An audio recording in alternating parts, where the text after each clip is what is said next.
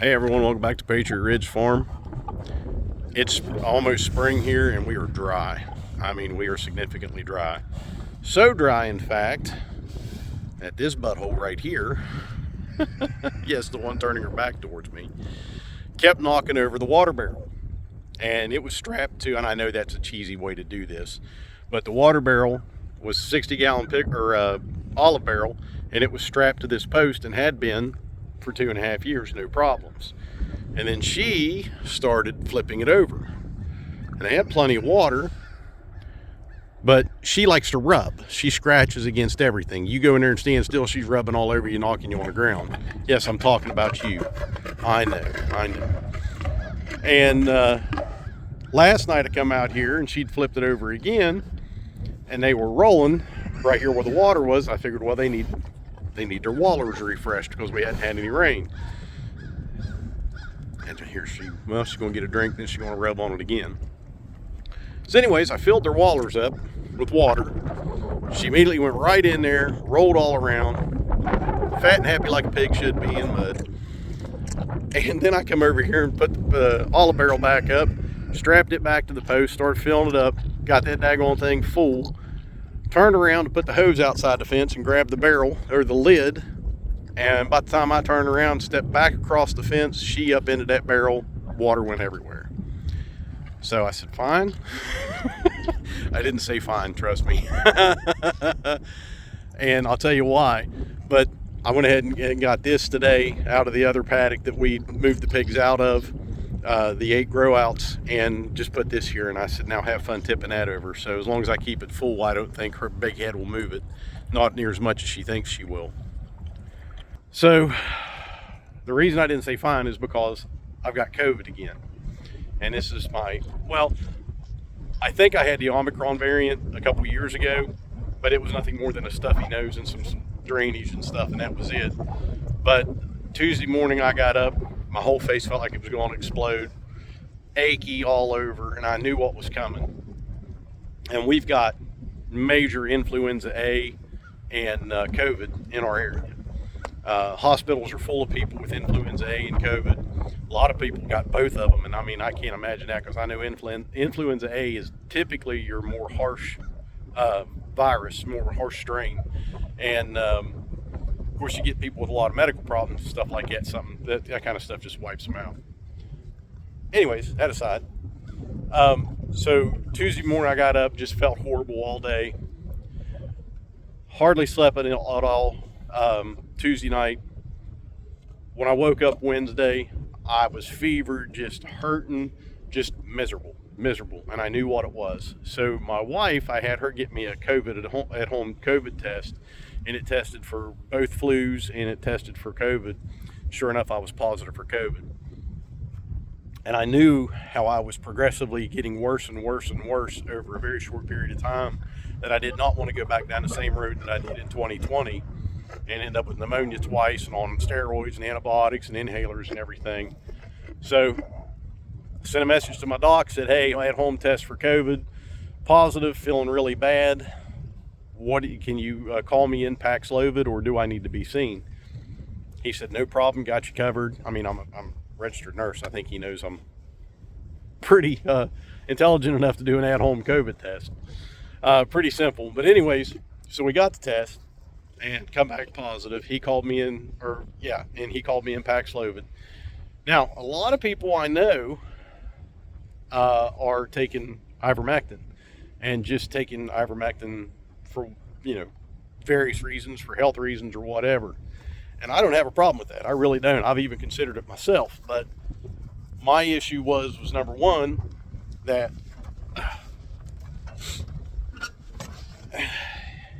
if it works, that's great.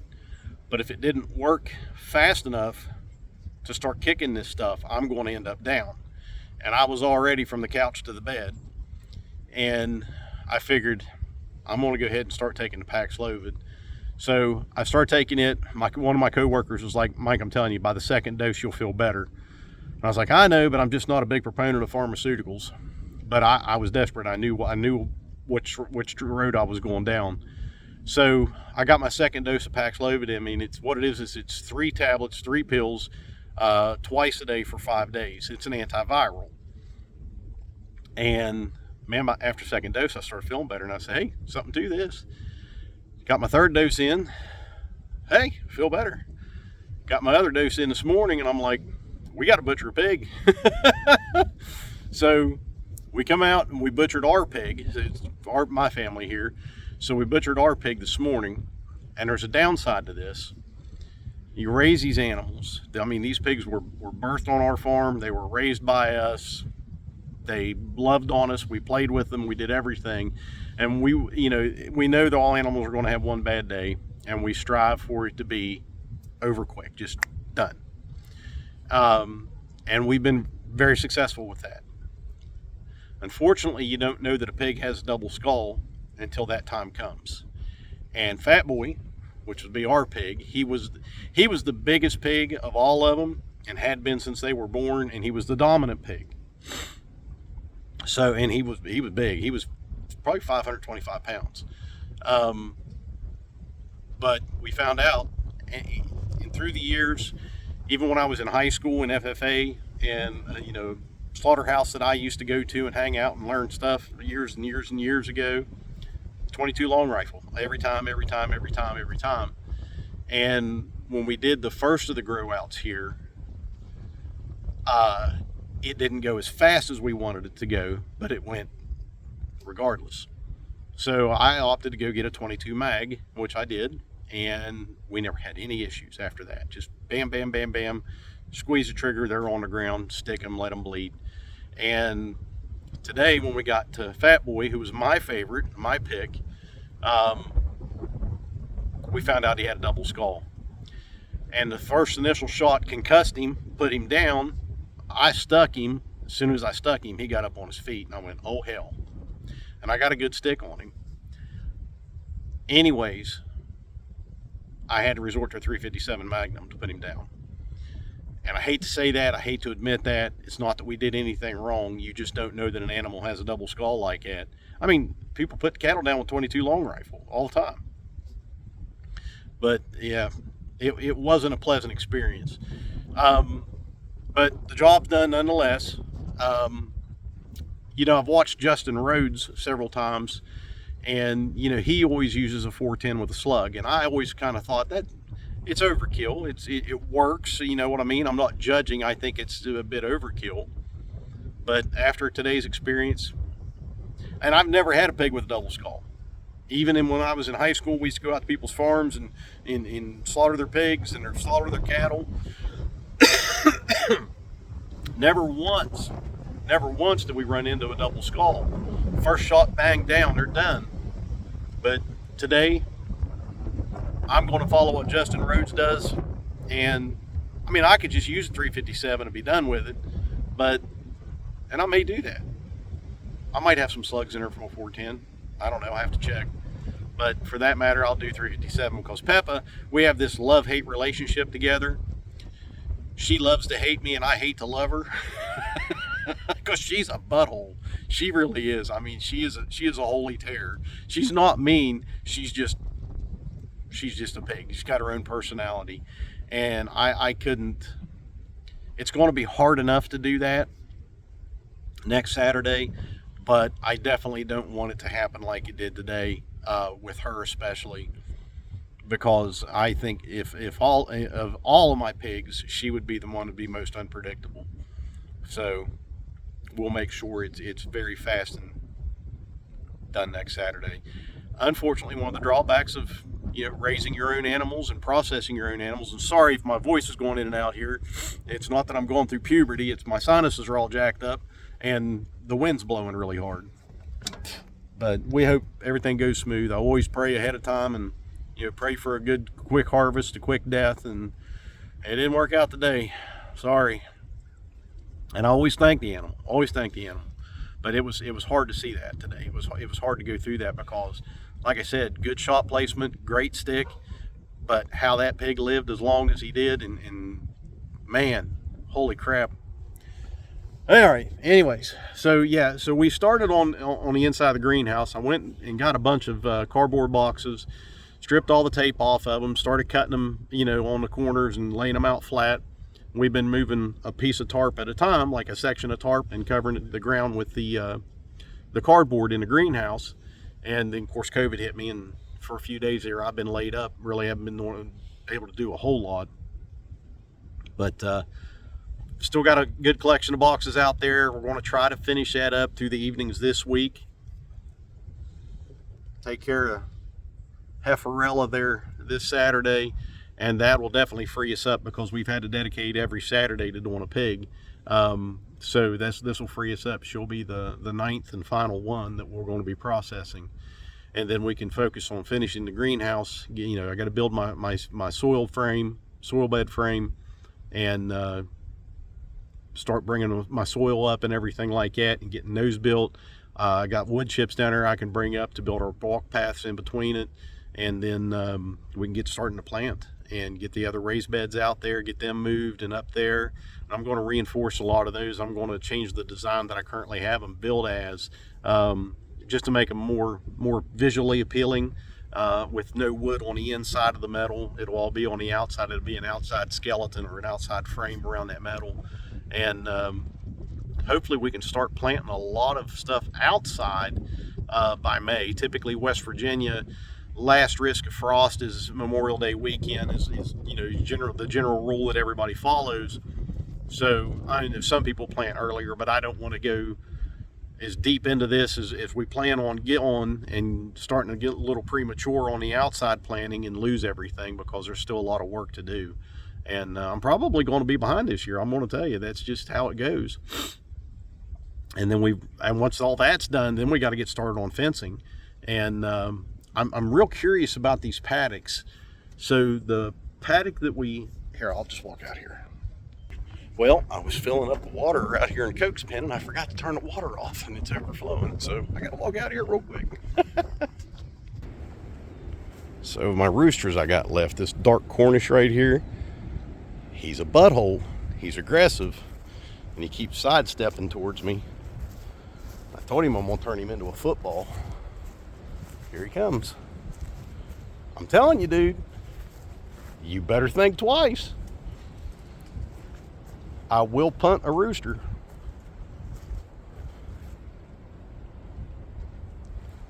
I know what you're doing. Here you go. Keep coming. You're going to test fate.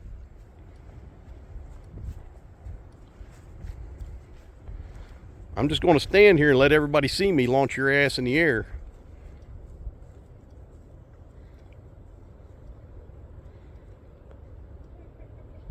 I'll get PETA after me. I'll let them come and love you. You better just keep going that direction. Jethro, get the chicken. He's looking at me like, what? I'm watching you. Ah ha ha, sucker.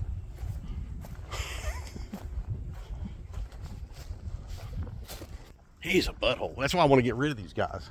I hate to just needlessly kill a chicken, but he gets one of my kids, and he gets me, definitely gets one of my kids, and I'll take care of it. I hate it. He's the only freaking aggressive one out of all of them. I've kept him this long, I have no idea. All right, we'll keep going out here, and I keep looking behind me because I ain't getting spurred. It sucks. So if you've ever watched any of Joel Salatin's videos and heard him talk about like the rotational grazing of pigs, that the disturbance that the pigs do to the land is there's ancient seed beds in the soil, and they've been dormant for, well, ancient, so however long that definition applies to. And when the other grasses and weeds and invasive species and everything like that get in there, those seeds can't germinate and they stay dormant down in the soil, and it takes disturbance to the soil to improve or get them to germinate and come back. And he's actually has had grasses that have shown up in his pig pastures that even the USDA can't identify. They don't know what kind of grasses they are, and they're nice good, beautiful grasses, and the pigs forage on them and they love them, but nobody can identify them because they're an ancient type of grass. In this area here, so like I said, the pigs have moonscaped this. There was never pigs on this farm that I know of historically. And, you know, they did run some cattle on here years and years and years ago. There's a funny story about that. I won't get that long-winded into it. But the grass is starting to come back. So before I get, and you can just see it splotchy here, but it's coming back. Moonscaped or not, the grass is coming back. And I think this rain that we're supposed to get, because it's just terribly dry. The rain that we're supposed to get, yes, I'm wearing shorts and tennis shoes for once, will hopefully, you know, ignite this stuff and really get it to growing back now, because we definitely need the rain. But, you know, that's what we're kind of watching here. And I've been thinking about coming in and overseeding this. I don't want to be too early on that because we still have some frost risk, but I'm thinking I'm going to give this a few more weeks before I come out here and reseed all of this, because I'm curious to see if just the regular grass comes back or if there's different types of grasses that come back. This kind of stuff, I need to bring the weed eater out here with the saw blade and just whack his stuff down and get it out of here for now, and give the other grasses a chance to kind of overtake that. Now, there's a funny story about this farm. So I'll get a little winded on this one for you. So I bought the original farm here. It's 127 acres. I grew up about 7/10 of a mile down the road down here. That's where I grew up. When I graduated from college in 2003 from nursing school, I wanted to find an acre or two in this area here to put a house on. And that's all I was interested in, because I grew up here. I love this area, and I good people around here, and that's what I wanted. And the guy that my parents bought their property from had a big farm, and I asked him, and he had sold some lots off. And I grew up fixing his fence and running his cattle and trying to run his broke-ass tractors and everything else. But a great guy. And I asked him, I said, hey, do you have any land you'd like to sell? I said, I'd like to buy an acre or two. And he said, no, Mike, he said, they kill me in real estate taxes. He said, because all of this is farmland. And he said, even if I sell an acre or two off of it, it becomes real estate. He said, man, they kill me in taxes. And I said, well, I understand that. Anyways, to make the long story short, after talking to a couple people, one guy told me, he said, hey, have you talked to so-and-so? And I said, I don't know who that is. Well, this is so-and-so's widow. And I knew who her husband was. And he said, give her a call. So I reached out, found her number in the phone book back when we still had phone books. And I called her and I introduced myself, and we got to talking, and she said that she had this property up here and she wasn't sure how many acres it was. And as we got to talking, come to find out, her husband, who had been dead for several years at that point, and my grandma were second cousins, because his name and my grandma's maiden name were the same. And she was just elated because she couldn't, all she wanted to do was for the farm to stay in the family. And even though I was distantly related, you know, through my grandma's side, she was very happy. And she said, why don't you go up here and look at it? And, you know, once you go look at it and everything like that, call me back. So it was so overgrown on the road front. There was a driveway there, and there was a gate just like this right here down there. It was so overgrown you couldn't see the gate, you couldn't see the driveway. And I knew where she was talking about, but I couldn't find a driveway to find it. She said, oh yeah, she said, there's a driveway right there, comes out into the road, there's a gate there and everything. You couldn't see it because it was so overgrown. So I went on up the road and I talked to her daughter, and she had her daughter, or her daughter had her husband meet me down here, and we come through. And I had a Dodge Ram at the time. It was a 1500, and the brush and the grasses were taller than my truck. I'm not kidding you. So we come up, we walked this whole farm. He didn't know a lot about the history or anything like that. But we walked the farm and everything like that, and I called her back and I said, hey, I'd be interested in buying it. There was no utilities on here. The only, from the history I can get on the property, was one of the original settlers to this area, and we're talking over 200 years ago, one of the original settlers, well, actually probably more than 200 years ago, there was an old cabin on the back of this property that they had used as a hay shed for several years until it just actually fell in. And that was the, and then of course with the mines, when the unions went on strike, there was a barn in the backfield that is long gone, and there was a chicken coop out at the other end of it that they had closed the chicken coop in and converted it into a little bunkhouse for the scab miners. That's some pretty cool history. And there used to be an old hand pump well out there. The well was long gone, but I found the pipe sticking up out of the ground with a concrete base, so that was really cool to find that history. And you could see the stacked stone foundation from where the cabin was and also from where the chicken coop was. So anyways, I'm getting drawn out on this, but there's a lot to tell you. So anyways, I made her an offer. She accepted. We went through the process, bought the farm. And I bought a used 14 by 72 single wide mobile home, put it on the front down here, ran utilities up onto the property, moved in, and met my wife the following year.